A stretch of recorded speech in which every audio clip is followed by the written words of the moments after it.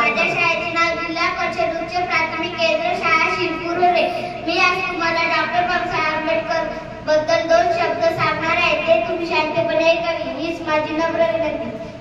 सागराचे पाणी कधी आटणार नाही, सूर्याचे तेज कधी मिटणार नाही। सागराचे पाणी कधी आटणार नाही, सूर्याचे तेज कधी मिटणार नाही। एकच काय 1000 जन्म झाले तरी बाबासाहेबांचे उपकार मिटणार नाही, बाबासाहेबांचे उपकार मिटणार नाही। डॉक्टर बाबासाहेब आंबेडकर हे भारतीय राज्यघटनेचे शिल्पकार होते। त्यांचा जन्म 14 एप्रिल 1891 रोजी मध्य प्रदेशातील महू या गावी झाला। त्यांनी शालेय शिक्षण घेण्यासाठी खूप कष्ट सोसले। त्यांनी भारतीयांना शिका, संस्कृती करा